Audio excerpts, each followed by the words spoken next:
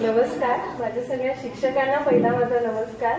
कारण आता मी जेवढी शांत आणि एकदम अशी झालेली आहे, पहिली मी काही तशी नव्हते. मी खूपच मस्तीखोर, लास्ट बेंचर, तासाला डबा खाणारे, पनिशमेंट खाणारे. म्हणजे मला वर्गाच्या बाहेर बऱ्याच वेळेला मी वर्गाच्या बाहेरच असायचे आणि एकाच वही 3 विषय लिहायचे म्हणून पण मी बराच ओरडा खाल्लेला आहे. Mudrale sir, Kuchekar sir, Rane sir तर बाहेरच उभे करायचे. एकदा तुम्ही घरीच निघून गेले होते. आता नाही, आता भरपूर फरक पडलेला आहे. म्हणजे आपण वयानुसार आपल्यामध्ये ते सगळ्या गोष्टी येतात, मॅच्युरिटी येते, आपल्याला समजतं आपण काय काय चुका केल्या. पण या शाळेमध्ये आल्यानंतर आम्ही पण नवीनच होतो क वर्गात. तर इथे जे पण शिक्षण आम्हाला मिळालंय, म्हणजे एवढं काही सिरियस घेतलं नव्हतं मी 10वी पर्यंत. तर 10वी नंतर थोडं समजलं की आपल्याला काहीतरी करायचंय. तर 11वी 12वी मध्ये बऱ्यापैकी मार्क्स मिळाले. पण असं होतं की परिस्थिती नव्हती. म्हणजे जेव्हा आपल्याला असं वाटतं की नाही आपल्याला आता शिकायचंय, म्हणजे 10वी नंतर समजलं की नाही मला शिकायचंय अजून भरपूर, पण परिस्थिती नव्हती. ऍडमिशन घेऊन पण मला 12वी नंतर शिक्षण सोडायला लागलं. मग मी मामांकडे गेले आणि मी पोलीसमध्ये भरती झाले. मग त्याच्यानंतर बऱ्याच गोष्टी अशा झाल्या की नाही आता मग समजतं की आपण तेव्हा काय काय वात्रटपणा केला आणि आपण तेव्हापासून सुधारलो असतं तर कदाचित अजून आपण काहीतरी चांगलं केलं असतं. पण आता पण खूप सगळं चांगलं आहे. आधी माझं नाव होतं हर्षला अशोक सावंत आणि आता माझं नाव आहे एकाक्षी रुपेश परब. मी मुंबई पोलीसमध्ये 2007 ला भरती झाले. आता जवळपास या डिसेंबरमध्ये माझी 18 वर्ष सर्व्हिस पूर्ण होईल. 12वी झाल्याला लागले मी. आणि असं असतं की मी जरी तिकडे असले, मला यायला मिळत नाही, लग्नानंतर भेटतच नाही यायला. पण मी माझे बाबा असतात तिथे, तर मी बाबांकडे माझ्या सगळ्या सरांना विचारत असते की माझे सर भेटतात का तुम्हाला. म्हणजे जसे मुद्राळे सर आहे, बाबांना बाजारात माझे सगळे सर भेटतात. मग ते सांगतात नाही नाही तुझे सर भेटलेले, ताई ते विचारत होते तुला की तू कशी आहेस म्हणून. म्हणजे असं खूप बरं वाटतं की बाबा आपल्याला येऊन भेटता येत नाही. आणि सगळ्यात म्हणजे इकडे जे आहेत आता ज्यांनी या कार्यक्रमाचं आयोजन केलं त्या सगळ्यांचे आभार. म्हणजे इलेक्शन ड्युटी असून पण मी आता काल रात्रीपासून सकाळी आलेली, आता परत रात्री मी जाणार आहे. मी एक दिवस सुट्टी म्हणजे नाही, आज मला जायचंच आहे. काय म्हणजे असं भेटणं होत नाही, एकतर शिक्षकांना पण भेटणं होत नाही आणि हे एवढे सगळे भेटले पण नसते ज्यांनी या कार्यक्रमाचं आयोजन केलं. असे हे 4-5 जण ज्यांनी जास्त मेहनत घेतलेली आहे वैयक्तिक स्वरूपात, त्या सगळ्यांचे पण खूप खूप आभार. आणि माझ्या शिक्षकांचे जेवढ्या मी भयंकर त्रास दिला म्हणू शकते त्या सगळ्यांची मी माफी मागते. आणि आता जे काही आहे, म्हणजे आता जसं रूपा म्हणाली की आम्हाला तेव्हा कोणी असं नव्हतं, म्हणजे बऱ्यापैकी शिक्षक होते आणि आम्ही तसं नव्हतो पण की शिक्षकांनी सांगावं की बाबा तू हे कर. म्हणजे आम्ही वात्रटच होतो. त्यामुळे तर शिक्षकांना पण असं म्हणजे कसं वाटावं की ह्यांना काहीतरी राहील का. आता कसं आहे, आता म्हणजे आम्ही कोणाला जर असं वाटलं तर आम्ही त्याला एक सपोर्ट देऊ शकतो. मुंबई सारख्या ठिकाणी कोणाला मदत लागली किंवा काय लागलं किंवा काही मार्गदर्शन लागलं, पण तेव्हा ते नसल्यामुळे थोडीशी उशिरा सुरुवात झाली. पण आता सगळं म्हणजे जे आहे ते पण छान आहे. सगळ्यांचे आभार. आणि ज्यांना त्रास दिला तिथे सगळ्यांची माफी मागते आणि थांबते. धन्यवाद. नमस्कार. सर्वप्रथम मी माझ्या सर्व शिक्षकांचे नमस्कार बोलते. माझं नाव नम्रता पाताडे आणि आता लग्नानंतर श्रावणी राणे. माझं स्वतःचं ब्युटी पार्लर आहे. मी मुंबईमध्ये जोगेश्वरीमध्ये राहते.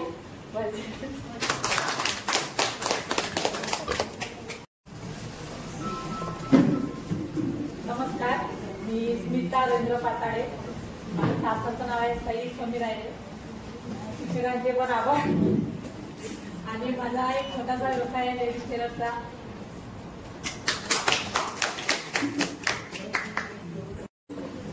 नमस्कार. प्रथम सर्व शिक्षकांचे आभार तुम्ही आल्याबद्दल. आणि ज्याच्या डोक्यात ही कल्पना आली त्याचेही आभार. त्याच्यामुळे आज आम्ही सगळं एकत्र आलो 21 वर्षानंतर. माझं नाव गीतांजली मोहन पवार आणि सासरचं नाव प्रेरणा प्रवीण निंबाळकर. मी तळेगावला राहते आणि मी गृहिणीच आहे आणि टेलरिंग करते, पार्लरचं पण करते.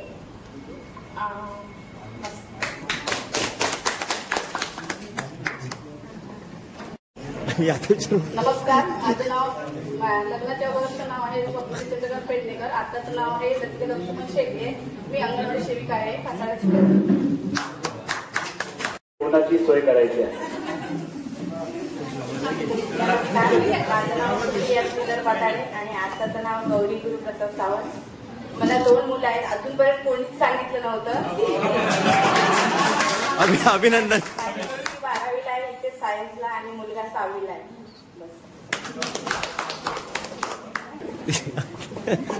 नमस्कार, माझं नाव तृप्ती गणेशराव पाताडे आणि आत्ताचं नाव तृप्ती पाळेकर. मधलं नाही घे, पुन्हा नाही घे. आणि आत्ताचं नाव तृप्ती मकरंद पाळेकर. हा कॅलेंडर आहे. माझं आत्ताचं नाव आहे कीर्ती कुलकर्णी आणि तिकडचं नाव कीर्ती तांबडकर. आणि मी काही बोलू शकत नाही, सगळ्यांचे आभार मानते आणि माझं स्वतःचा बिझनेस आहे.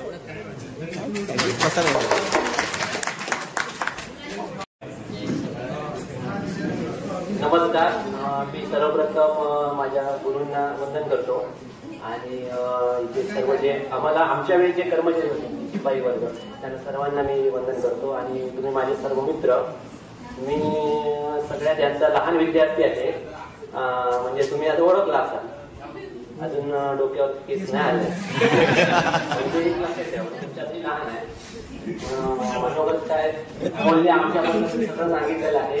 आम्हाला संधी नाही, आम्हाला एकच नाव सांगायचं, वैभव सुरेश मुद्राळे. महिलांना एक संधी आहे, 2 नावं सांगायची, आम्हाला एकच संधी मिळते. आमच्या नशीबच तसं आहे. काय तो काही चान्स आम्हाला नाही. सगळ्यांचे आभार, तुम्ही आला. तुम्ही माझ्या मुलीला ओळखत असता, गरज नाहीये. तसं पण कोकण कन्या सावी, ती आज जरा आजारी आहे, तिला कानाने आल्या नाही तर ती येणार होती, त्यामुळे तिला घेऊन नाही आलं. बाकी काही बोलत तिथेच थांबतो. दिलीप मुद्राळे, साताडे, म्हणजे शाळेच्या पाठीच राहतो. म्हणून दुपारी पळायचा. 12वी नंतर मी हॉटेल मॅनेजमेंट केलं. आता रिगल कॉलेज कणकवली येते ऍज अ लेक्चरर म्हणून कामाला. सरकार व्यासपीठावर असलेले सर्व शिक्षक वर्ग आणि कर्मचारी यांना मी वंदन करून 2 शब्द बोलतो. या शाळेतून पासआउट झाल्यापासून मी आज पहिल्यांदाच शाळेत आलो. भरपूर बदल झालाय शाळेत, खूप प्रगती झालेली दिसते. फार आनंद वाटला सगळ्यांना भेटून. आम्ही तर सारखे कायम भेटतच असतो. असं नाही, असं कोणी नाही की मी शाळा पासआउट झाल्यानंतर कोणाला भेटलो नाही. आमचा कायम संपर्क होता. फक्त इकडनं महिला मंडळामधनं कधी कोण भेटलं नव्हतं, ते आज सगळे भेटले, सगळे शिक्षक. सर्वात मोठं म्हणजे सावंत मॅडमांना खूप वर्षानंतर आम्ही भेटलो. 5वी आय थिंक आम्ही 5वी मध्ये होतो, त्यामुळे सावंत मॅडम रिटायर झाल्या. त्यानंतर मी पहिल्यांदाच आज त्यांना भेटलो, त्यांना भेटून खूप आनंद झाला. मी 10वी केल्यानंतर इंजिनिअरिंग डिप्लोमा केला, त्यानंतर BE केली आणि आता मी पुण्यामध्ये ॲज अ सॉफ्टवेअर इंजिनिअर म्हणून काम करतोय.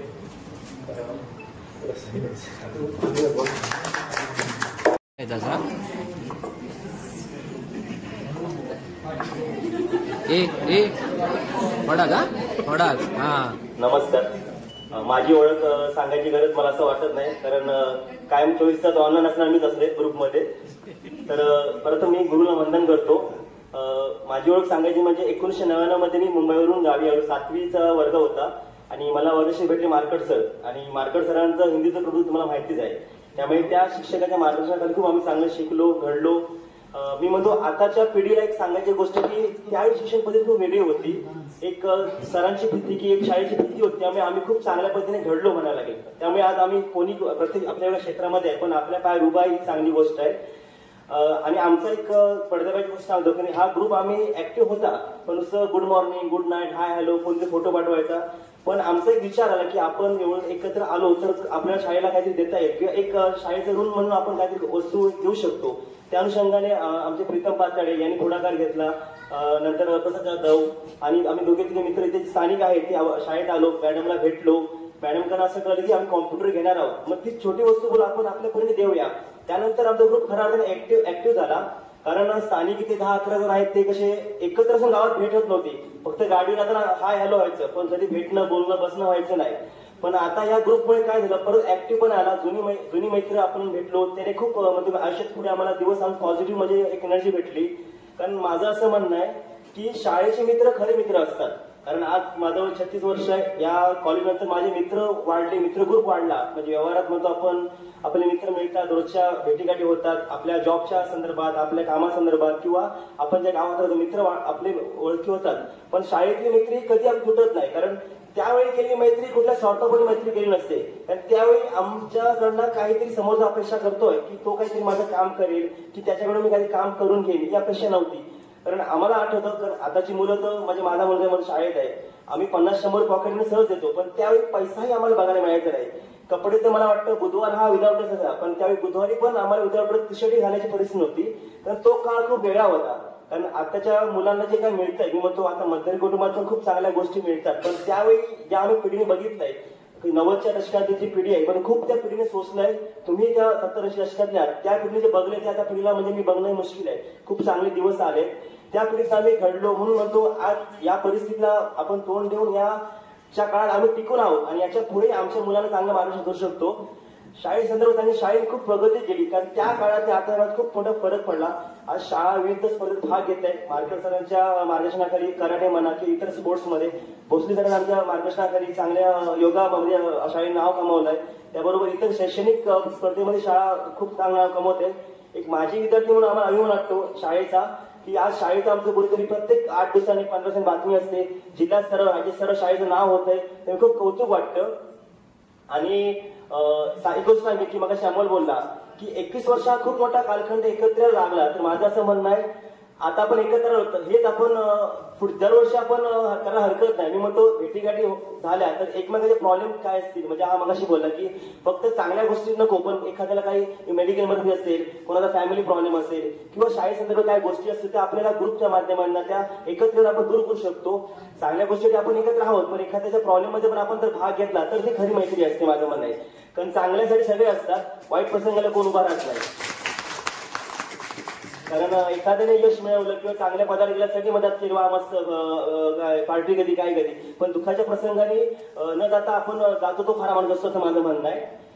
बाकी खूप छान कार्यक्रम झाला की या कार्यक्रमासाठी 2 महिने खूप म्हणजे म्हणतो होईल की नाही, कारण कसं मुलींचे प्रॉब्लेम होते. कारण आम्ही म्हणतो काय पुरुष मंडळी काय घरातनं बाहेर पडलो की कधी सांगू शकत नाही, पण लेडीजला फॅमिली आज बरेच जणांची फॅमिली मुंबईला आहे, पुण्याला आहे, मुलांना सांभाळून जॉब सांभाळून की आपलं सगळं सांभाळून यायचं होतं. त्यामुळे त्यांच्याकडनं होतं की तारीख मागे पुढे करूया का, पण मी म्हटलं नाही, तारीख ठरली. कारण तारीख एकदा पुढे गेली की हा कार्यक्रम परत होणार नाही. कारण एकदा या प्रॉब्लेम मध्ये आपण जर म्हणालो की नाही होऊ शकत तर परत शिक्षणाची वेळ केली. आणि त्यात महत्वाची गोष्ट म्हणजे काय, आज आम्हाला शिकवणारे जवळजवळ 70-80 शिक्षक रिटायर झाले आहेत. तर माझं एकच म्हणणं होतं, आता हाताच्या बोटांमध्ये 5-6 शिक्षक आजी शिक्षक आहेत, एक 2-3 वर्षांत ते रिटायर झाले की परत त्या शाळेचा आपण म्हणजे येऊ, पण ते ओळख किंवा तो कार्यक्रम तसा होऊ शकत नाही. म्हणून मी म्हणतो नाही, कार्यक्रम करायचा, ह्याच गोष्टी करायच्या आणि ह्याच मेहनत करायचा.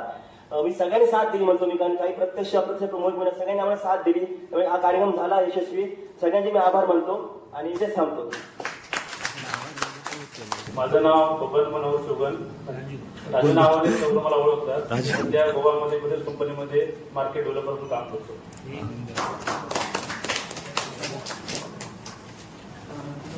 सावकार बिझनेसमॅन मला पण ओळखते माहित नाही, माझं नाव इंद्रजित महाडी. प्रेमाने बबन म्हणतात, मुली पण बिझनेस आहे.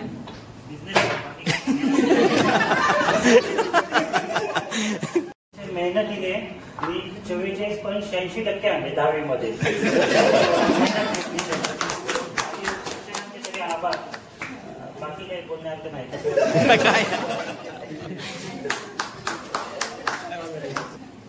माझं नाव आहे प्रवीण संपतराव रक्ते, मी सांगलीमध्ये आलोय. मी 6वी अ मध्ये पहिल्यांदा गेलो आणि माझ्यावर जयदीप आणि ते कांचन 6वी मध्ये फर्स्ट मध्ये आलो. नंतर 7वी मध्ये धुळे सर आले आणि व्याकरण काय असतं तेव्हा मला समजलं. कमाल फास्ट असं, कमाल फास्ट मध्ये आमचा हात आता सोडून काढते. आणि मी 10वी मध्ये PS पाटील सर होते, पहिले शिकवत होते आम्हाला, पण ते कसं म्हणजे समोर बघा, समोर चॉक एकदम स्ट्रिक्टली बरोबर इथं बसायचं. आणि त्यामुळे आम्हाला क्लासला कधी जायची गरज नाही, जे शाळेत शिकवलं तिथेच आमचं गणित व्हायचं होतं. Very good. आणि तेव्हापासून समजलं की गणित काय असतं, क्लासपेक्षा शाळेत कॉन्सन्ट्रेट किती केल्यानंतर गणित काय समजतं हे तेव्हा मला समजलं. क्लासला तर आता शाळेत कोणाला शिकतात, पण क्लासला काय घालतात हेच अजून मला समजलं. मग शाळेत काय करतात, मग एवढं तुम्ही पैसे खर्च करून तुम्ही मुलांना शाळेत घालता, मग क्लासला काय घालायचं, मग शाळेत घालूच नका ना मग, असं माझं म्हणणं आहे. आणि मी जॉब करतो कोल्हापूरला, मशीन ऑपरेटर आहे.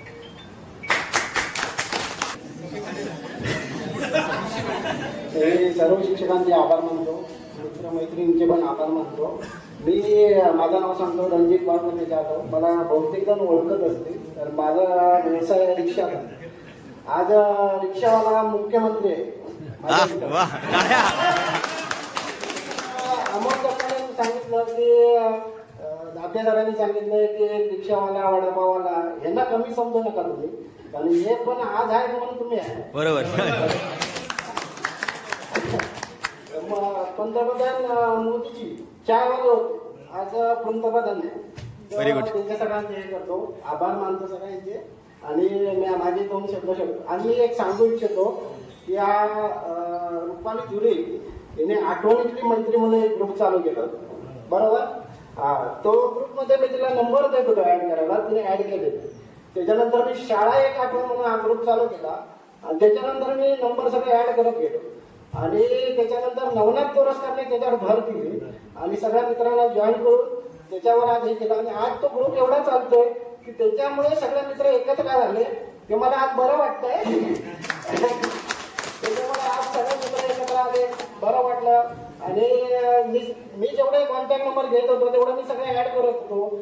मी प्रत्येक जेवढे विद्यार्थी ऍड करत होतो त्यांना सगळ्यांना ग्रुप ऍडमिट करत होतो. कारण तुमच्याकडे कोणते कॉन्टॅक्ट असतील तर तुम्ही ऍड करा. आपली सगळी बॅच आहे ती एकत्र येऊन दे, असा माझा एक विचार होता. तो कुठे सक्सेस झालाय असं मला वाटतंय.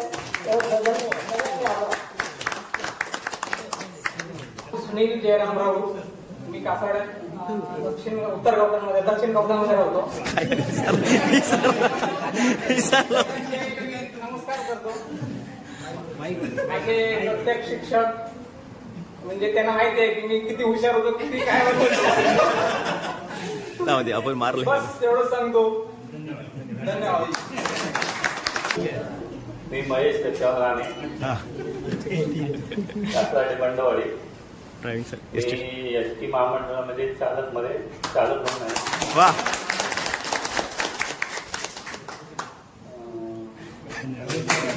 आणि मॅडमना नमस्कार आणि माझ्या मित्रमैत्रिणींना मला अजून आठवते. मग अशी आल्या मला मुली विचारत होत्या कुठे गेले, कारण मी 7वी वर्ग 7 मार्केट सर होते. मार्केट सर होता अचानक गेला गेले होते, चर्चा होती. त्यामुळे त्या मॅडमने मला घरी पाठवला, पण नाही मी आता ओके आहे. पडलं काय विचारायचे.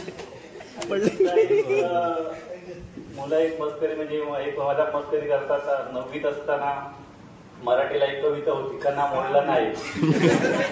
ते काय झालं, मित्र माझ्याबरोबर रुपेश म्हणून होता आणि मी दुसऱ्या बँचवर बसलो होतो. तर त्याने काय केलं असेल, बेंचला पाय लावले आणि मागे गेला. त्या बेंचवर एक मित्र होता म्हणून तो पडला आणि माझ्या बेंचवर कोण नाही होता, त्यामुळे मी पाय लावला आणि मागे गेला. माझ्या पोटावरती पूजे करताना मी कविता शिकवत होते, कणा मोडला आणि काय झालं, कणा मोडला नाही.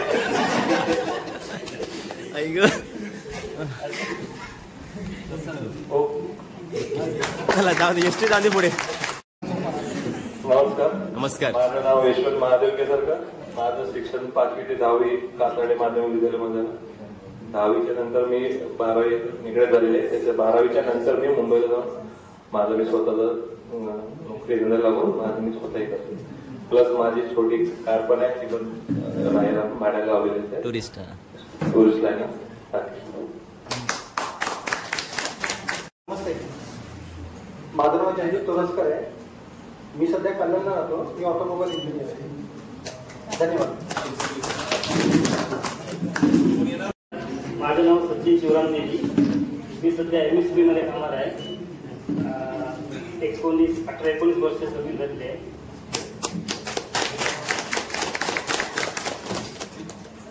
माझं नाव प्रीतम सुभाष पाताडे, राहणार कासारडे बंडवाडी. एक 10वी नंतर डिप्लोमा केला. डिप्लोमा नंतर BCA केलं. BCA नंतर सिस्को आणि मायक्रोसॉफ्टचे सर्टिफिकेशन कोर्स केले. आज मायक्रोसॉफ्ट सर्टिफाईड टीचर म्हणून सर्टिफाईड ट्रेनर म्हणून मी कन्सल्टंट आहे आणि इकडे मायनिंगचं. धन्यवाद. अमोल जमजाडे तू अमोल तू सांग कमी वेळ. नमस्कार. मगाशी मी बराचसा बोललेलो आहे. तर सर्व शिक्षकांना सर्वप्रथम वंदन करतो. आमचे सगळे जमलेले विद्यार्थी. माझं नाव अमोल जयवंत जमदाडे. मी कासाडे उत्तर गावठाण येथे राहतो. माझं शिक्षण BA पर्यंत झालेलं आहे आणि मला एक मुलगी आहे, ती 5 वर्षांची आहे. तसंच मला शिक्षक व्हायचं होतं, त्यामुळे मी B.Ed केलं. परंतु B.Ed केल्यानंतरही मी शिक्षक झालो नाही, कारण त्यानंतर TET आणि CET आणि अशा बरेच काही गोष्टी आल्या ज्या थोड्याशा माझ्यासाठी अवघड वाटायला लागल्या. आणि शिक्षक झाल्यानंतर जे समाजाचं एक बंधन असतं किंवा बघण्याचा एक दृष्टिकोन असतो, कदाचित त्या बंधनामध्ये आपण राहू की नाही राहू, ते आपल्याला झेपेल की नाही झेपेल, हा विचार करून मी थोडासा माझा मार्ग बदलला. त्यानंतर मी कॉम्पिटेटिव्ह एक्झामची तयारी करायला लागलो. म्हणजे मी घरीच तयारी करायचो. अशा मी ST मध्ये देखील जॉबला लागलो होतो. म्हणजे माझी निवड झाली. कंडक्टर माझ्याकडे बॅच होता, पण मी ती नोकरी केली नाही. त्यानंतर मी ITI केला. ITI डिझेल मेकॅनिक केलं. ITI डिझेल मेकॅनिक झाल्यानंतर नवी मुंबई तुर्भेमध्ये जिथे BMW गाडी तयार होती तिथेही माझं सिलेक्शन झालं, पण मी तिथेही गेलो नाही. कारण घरच्यांनी तर माझा विषय जवळजवळ सोडून दिलेला होता. कारण त्यांना माहिती होतं की हा काहीच करणार नाही. घरचे मला सांगायचे की तू काहीतरी बिझनेस कर, काहीतरी दुकान टाक, आम्ही तुला ते करून देतो. कारण माझे दोन्ही भाऊ जॉबला होते. मोठा भाऊ तर शिक्षक या शाळेमध्येच आहे, त्यामुळे तो सगळ्यांच्या परिचित आहे. मग मला सगळे माझे मित्र किंवा आजूबाजूचे मला लोक सांगायचे, अरे तुझा मोठा भाऊ शिक्षक झाला, तुझा 2 नंबर भाऊ पोलीसमध्ये आहे, तर तू काय होणार आहे? तर मी काय, तो मोठा भाऊ शिक्षक आहे, 2 नंबर भाऊ पोलीसमध्ये, मी चोर होणार. कारण मला माहिती होतं की मी काय करतो, लोक अशी डिप्रेशनमध्ये टाकायचे की आपल्याला काहीच येणार नाही. मग मी घरीच अभ्यास करायला सुरुवात केली. मी ITI केलं होतं, तीही फील्ड बाजूला ठेवली. कंडक्टरचा बॅच काढला होता, तेही बाजूला ठेवलं. मी B.Ed केलं होतं, तेही बाजूला ठेवलं. की आपण म्हटलं काय ते वेगळे करूया. म्हणून स्पर्धा परीक्षेची तयारी करता करता बाळासाहेब कोकण कृषी विद्यापीठामध्ये मी, मला वाटतं 1 वर्षानंतर एक्झाम दिली दापोलीमध्ये. तिथे माझं सिलेक्शन झालं. म्हणजे 5 जागा होत्या आणि 100 पैकी मला 80 मार्क पडले होते. 81 मार्काचं शेवटचं मेरिट लागलं. त्यामुळे मी वेटिंग वरती पहिला होतो. ते 5 जण पहिले हजर झाले, माझं सिलेक्शन झालं नाही. पुन्हा मी डिप्रेशन मध्ये गेलो. त्यानंतर आपल्या सिंधुदुर्ग जिल्ह्यामध्ये महसूलमध्ये भरती लागली. महसूलची एक्झाम दिली, तिथेही 2 मार्कासाठी मी फेल झालो. म्हणजे मला सातत्याने आठवतं की घोले सर आम्हाला सांगायचे मला डॉक्टर व्हायचं होतं आणि डॉक्टरच्या परीक्षेमध्ये मला 2 मार्क्स कमी पडले. ते चित्र माझ्या सातत्याने डोळ्यासमोर यायचं. आणि घरचे म्हणायचे आता तुला हे आकाशाचं पण काय करणार नाही, कारण तो तुझा प्रांतच नाहीये, तू काहीतरी वेगळं कर. मग मी परत जोमाने अभ्यास केला. पण मी सांगितलेलं मी हे सगळं केलं तरी मला महाराष्ट्र शासनाचं आय कार्ड मला मिळवायचं ना, काही झालं तरी मी अगदी एज बाळ झालो तरी मी कॉम्पिटेटिव्ह एक्झामची तयारी करणार, मला तेच करायचं आहे. मग मी परत अभ्यास करायला जोमाने सुरुवात केली. आणि जिल्हा परिषद 2015ला, मला वाटतं 29 नोव्हेंबर 2015ला आमची एक्झाम झाली. आणि 26 नोव्हेंबर 2015ला मी शेवटचा अभ्यास केला. परीक्षेच्या आदल्या दिवशी अभ्यास केलेला आहे. 29ला आमची एक्झाम झाली. भरपूर अभ्यास केलेला होता. आणि अशा परिस्थितीमध्ये 100 पैकी 94 मार्क्स मला जिल्हा परिषदेच्या परीक्षेमध्ये मिळाले. आणि 8,000 विद्यार्थ्यांमध्ये मी पहिला आलो. आणि अशा पद्धतीने मी जिल्हा परिषदेमध्ये भरती झालो. आता जे मला आय कार्ड मिळवायचं होतं ते मी आय कार्ड मिळवलं. जे महाराष्ट्र शासनाचं असतं, बऱ्याच वेळेला आपल्याला त्याची सवलत काही ठिकाणी घेता येते. मग ते मी आय कार्ड मिळवलं. आता म्हटलं थोडंसं आपण व्यवसायाकडे जाऊया. आता माझा एक थोडासा मायनिंगचा व्यवसाय आहे. मग माझा नोकरी आणि व्यवसाय मी निश्चितपणे करतो. तसेच मी तुमच्या सगळ्यांच्या आशीर्वादाने समालोचक म्हणून काम पाहतो. आणि हे समालोचनाचं काम करत असताना सुरुवातीला मी माझ्या वाडीमध्ये, माझ्या गावामध्ये कॉमेंट्री केली. त्यानंतर तालुका लेवलला कॉमेंट्री केली, जिल्हा लेवलला कॉमेंट्री केली. मी सिंधुदुर्ग जिल्हा कॉमेंटेटरचा उपाध्यक्ष आहे. तसेच गोवा, मुंबई, पुणे अशा ठिकाणी देखील, रायगडमध्ये देखील मला कॉमेंट्रीची संधी मिळाली तुमच्या सगळ्यांच्या आशीर्वादाने. मी सिंधुदुर्ग जिल्ह्याचं प्रतिनिधित्व सातत्याने वेगवेगळ्या स्पर्धेमध्ये करतो. युट्यूबच्या माध्यमातून तुम्ही माझी कॉमेंट्री ऐकत असाल.